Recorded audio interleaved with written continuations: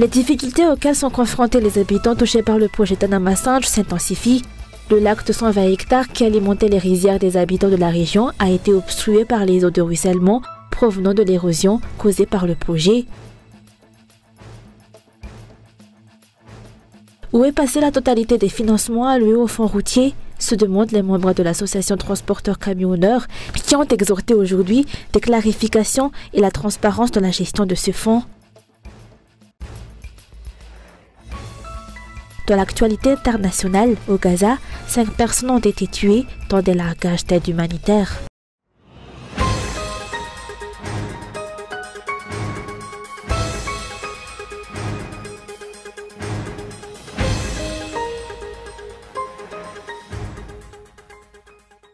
L'eau de ruissellement, issue de l'érosion, engendrée par le projet Tanamasinge, a obstrué le lac de 120 hectares qui alimentait les rizières des habitants de la localité aux environs des Mirtsyatousk. Cette catastrophe a entraîné d'énormes pertes pour les agriculteurs et les habitants touchés.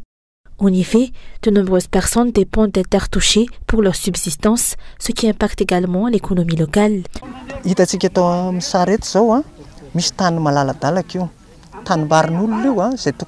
Comme nous pouvons le constater, ces terrains devraient être des rizières cultivées. Cela fait 2 ans qu'elles n'ont pas produit de récolte. Le lac qui alimentait nos rizières est obstrué depuis 2 ou 3 ans, ce qui entraîne également des problèmes d'approvisionnement en eau pour les habitants en aval. En raison de l'érosion des terres causée par le passage des bulldozers, la route menant à Mbouimang est totalement bloquée. Rappelons que la superficie affectée par la construction de la nouvelle ville d'Tanamasinge mesure 998,2 hectares, dont seulement 340 hectares appartiennent au gouvernement. Selon les habitants, cette délimitation s'est étendue d'1 kilomètre, ce qu'ils ont affirmé ne pas tolérer.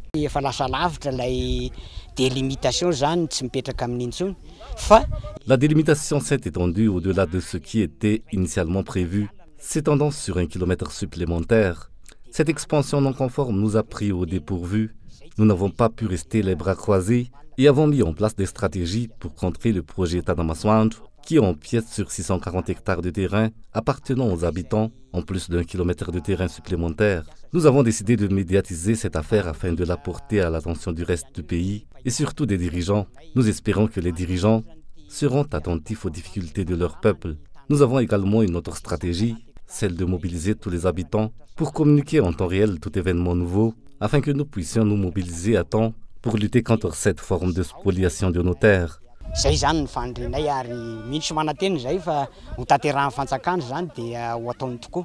Les habitants touchés ont entrepris aujourd'hui de désobstruer le lac qui alimente leurs rizières allant de 150 à 200 hectares.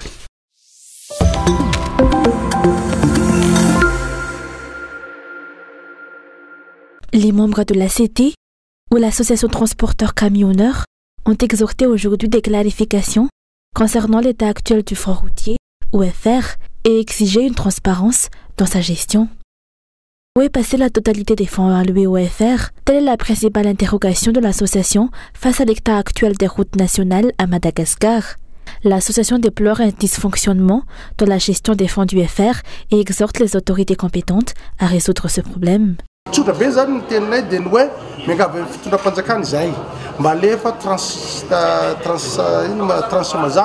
Nous exigeons que les dirigeants utilisent le fonds routier de manière transparente et par tranches claires. Nous sommes conscients que la moitié du fonds routier est destinée à la rénovation des routes et nous les mettons en garde contre tout détournement de ces fonds. En tant que représentants de toutes les associations de transporteurs, nous surveillons de près car nous sommes parmi les principales victimes du mauvais état des routes. Nous constatons également un manque de compétences chez les techniciens chargés de la rénovation des routes. 2 mois seulement après la rénovation de la RN2, la route est déjà endommagée, ce qui rend la circulation difficile pour les véhicules. Nous appelons les dirigeants à assurer la transparence dans l'utilisation des fonds réservés aux routes.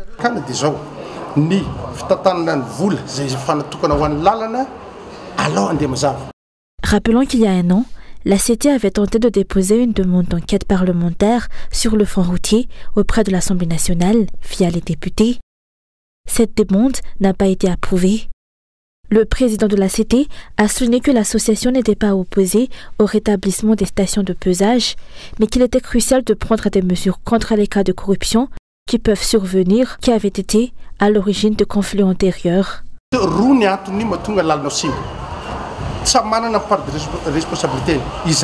La dégradation des routes peut s'expliquer par deux facteurs et chacun a sa part de responsabilité. Nous reconnaissons notre propre implication dans cette situation. Cependant, la deuxième raison est la saison des pluies qui a endommagé de nombreuses routes. Cela révèle que l'infrastructure routière elle-même est de qualité médiocre. Si les autorités estiment que la restauration des ponts bascules est une solution viable, nous n'y sommes pas opposés. Cependant, il est impératif de résoudre d'abord le problème de la corruption parmi les agents qui y travaillent, ce qui avait entraîné leur fermeture. Avant de les restaurer, il est crucial de garantir l'intégrité de tous les agents. De plus, les dirigeants doivent faire preuve de transparence dans l'utilisation du fonds routier et cibler les routes prioritaires à rénover.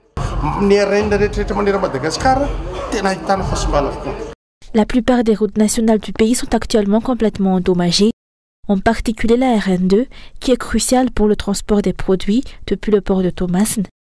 La CT a tenu aujourd'hui une grande assemblée générale en cette nouvelle année qui rassemble ses 400 membres à Mbumangakeli.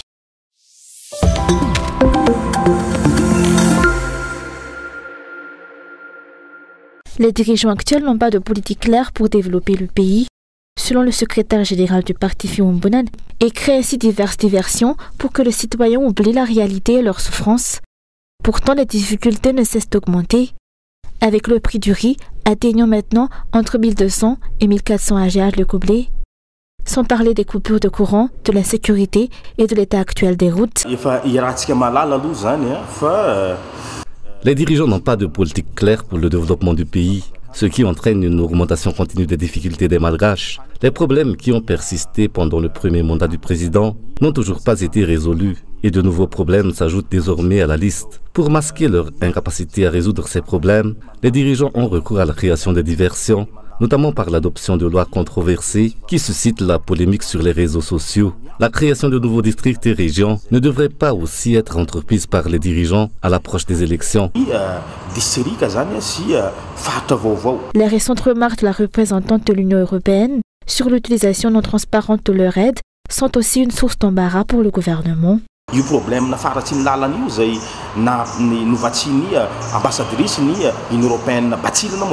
L'Union européenne a octroyé des fonds pour soutenir le fonds routier et la représentante de l'Union européenne a demandé des comptes sur l'utilisation de ces fonds, étant donné que l'état des routes est critique. De plus, concernant les problèmes d'électricité, de nombreuses personnes ont été inquiétées dans l'affaire Jirama, mais seules celles se trouvant dans le pays ont été visées. Certaines personnes impliquées, voire les auteurs véritables de ces actes, se cachent à l'étranger et ne sont pas inquiétés. Sans oublier les problèmes d'inflation que le gouvernement doit résoudre plutôt que de les camoufler par des diversions. Selon ce politicien, les dirigeants ne cherchent pas à résoudre les problèmes du peuple, mais se concentrent sur des actions de mise en scène et de créer des diversions. Ils échouent à trouver des solutions aux problèmes et leur dernier recours est de détourner l'attention du public.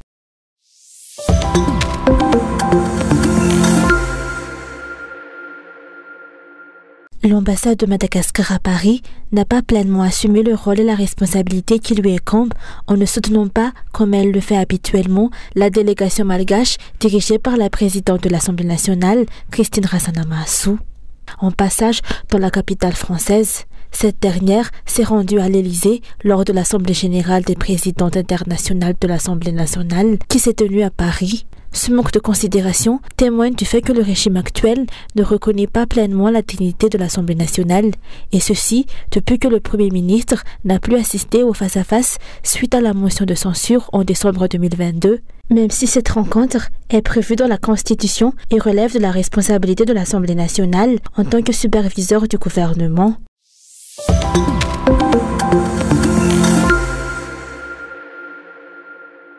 À Mahadzang, les habitants ont manifesté devant le bureau de la Jirama à Pass pour réclamer des solutions à long terme aux problèmes d'électricité. Munis de banderoles, ces opérateurs économiques et citoyens ordinaires ont débrayé en réaction aux fréquentes coupures de courant qui nuisent à leurs activités économiques.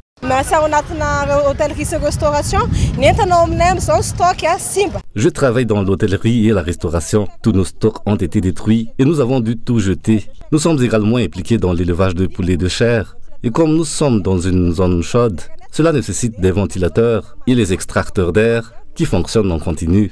Cependant, plus de 100 de nos poulets ont été tués à cause des coupures d'électricité. Nous n'acceptons plus d'excuses et demandons des solutions à long terme de la part des autorités compétentes. Si nous payons nos factures, nous méritons des services de qualité qui correspondent à nos attentes. C'est notre droit. Selon les explications, le manque de politique claire des dirigeants en matière d'électricité et d'eau, ainsi que leur mauvaise gouvernance, sont les principales causes des difficultés rencontrées par le peuple. En ce qui concerne Mahajanga en particulier, les observateurs se posent des questions sur l'état actuel du parc solaire créé à Jantakach dans le district de Mahajanga-Fajou et se demandent pourquoi la Chirama envisage déjà d'implanter un autre parc solaire à Maharoug, comme annoncé sur la page Facebook officielle de la Chirama le 1er février dernier.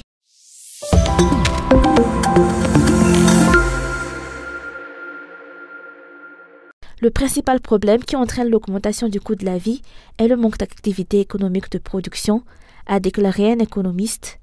Les dirigeants actuels n'ont pas la volonté réelle de résoudre le problème de l'inflation dans le pays. Malgré les nombreuses propositions avancées par les économistes et les acteurs dans divers domaines au fil des années, le gouvernement semble ignorer ces suggestions et opte plutôt pour des solutions à court terme.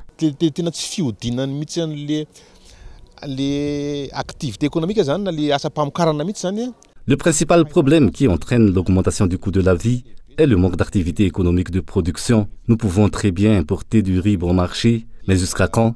Jusqu'à quand allons-nous continuer à accorder des subventions à la Jirama? Nous ne pouvons pas continuer indéfiniment dans cette voie. Ces solutions sont ponctuelles. Nous devons plutôt adopter une politique à long terme, axée sur la promotion des activités de production. Celles-ci peuvent créer à la fois des emplois et des produits que chacun peut consommer, contribuant ainsi à la stabilité des prix. Si les producteurs et les opérateurs malgaches ne produisent pas, la situation dans le pays ne changera pas.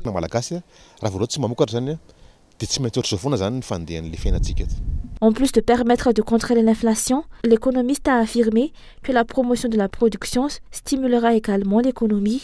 Le taux de croissance économique nationale, qui était de 5,7% en 2021, est tombé à 3,8% en 2022, puis à 4% en 2023 et est estimé à 4,7% entre 2024 et 2025, selon les prévisions de la Banque mondiale. Ce taux pourrait facilement augmenter avec une politique claire en ce sens. La politique économique actuelle du pays semble mal ciblée. Un taux de croissance économique de seulement 4,7% est trop peu. Même à notre niveau, il serait possible d'atteindre des taux de croissance de 8% ou 9%. Le véritable problème réside dans les politiques mises en œuvre. Si nous voulons véritablement redresser notre économie, la solution ne réside pas dans les subventions ou la distribution de produits bon marché. Ce sont des solutions à court terme qui ne résolvent rien. La véritable solution réside dans la promotion de la production nationale. Le gouvernement s'était fixé comme défi, pour les 100 premiers jours de son mandat, de renforcer la distribution du riz bon marché et de déployer des efforts pour limiter la dépréciation de l'alliage. Ces objectifs ont-ils été atteints? Si l'on se réfère à la situation actuelle dans le pays, la distribution du riz bon marché parvient-elle effectivement à tous les citoyens sans interruption dans l'approvisionnement? De son côté, la valeur de la monnaie nationale ne cesse de baisser. Aujourd'hui, 8 mars, 1 euro s'échangeait à 4 900 AGH.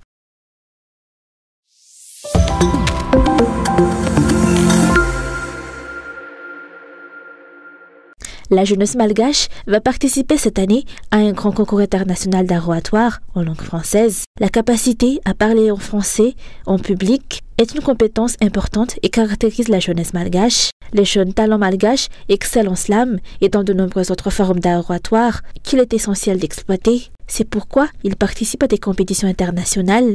Le concours de prise de parole et le concert Madagascar a été officiellement lancé et le gagnant aura l'opportunité de participer au volet Eloquentia Monde à l'échelle internationale.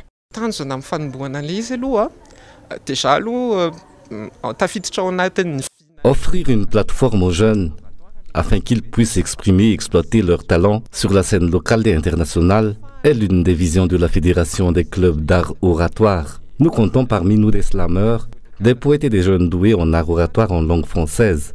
C'est ce qui nous a poussé à nous tourner vers Eloquentia Monde pour créer le projet Eloquentia à Madagascar.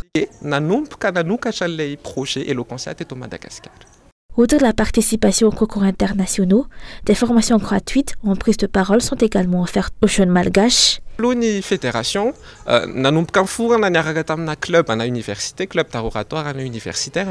La fédération a été créée par des clubs d'art oratoire universitaires qui ont uni leurs forces pour former cette structure.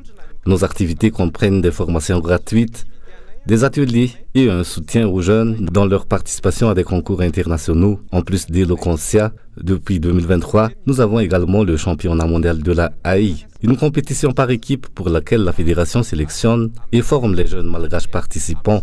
Ces initiatives visent à promouvoir le rayonnement international des jeunes malgaches et à développer leurs compétences en art oratoire. De plus, nous aidons les jeunes dans tous les domaines à créer des clubs d'art oratoire où ils peuvent partager leurs compétences et leur passion pour cet art. Club d'art oratoire,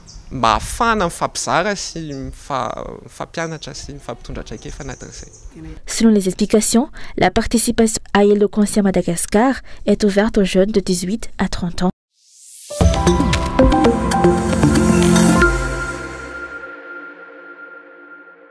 Sur la base de Kalma, à une trentaine de kilomètres d'Amman, ces militaires français, américains ou encore égyptiens préparent une opération de largage d'aide humanitaire sur Gaza. Dans chaque appareil, des cargaisons de plusieurs tonnes de denrées alimentaires pour une population en proie à la famine. À l'intérieur des bâches, là, on a des rations pour les populations civiles au sol qui sont prêtes à utiliser dès l'atterrissage. Tout le processus est très encadré. Le parachutage de colis d'aide doit s'effectuer en 2 heures montre en main depuis la Jordanie. Quand on est ici, on va décoller et le largage sur Gaza dans la foulée. Ok ? À l'issue du largage, on part sur la mer en montée. Des colis d'aide qui doivent en urgence atteindre le nord de l'enclave. Le commandant de bord qui se trouve juste derrière moi vient de m'expliquer que, en gros, l'aide humanitaire qui se trouve dans cet avion, le C-130 français, va être largué au niveau de Gaza Nord et non pas de Gaza au niveau de Rafah, dans la frontière égyptienne. L'idée, c'est vraiment d'aller aider un maximum les populations de Gaza Nord, là où les camions d'aide humanitaire n'arrivent pas. Mais certains parachutages de cargaison peuvent virer au drame. L'une des dernières opérations en date depuis le ciel de Gaza a coûté la vie à au moins 5 personnes dans le camp de réfugiés d'Al-Shati. C'est une tragédie qui s'ajoute à celle que vit le peuple palestinien. Des avions civils ont largué des fournitures d'aide dans des zones nord de Gaza, mais malheureusement, ces parachutes sont tombés directement sur les têtes des civils. Ces parachutages ou l'envoi d'aide par la mer ne peuvent se substituer à la voie terrestre selon l'ONU. Mais les camions d'aide se retrouvent bloqués aux frontières ou n'entrent qu'au compte-gouttes depuis le passage de Rafah.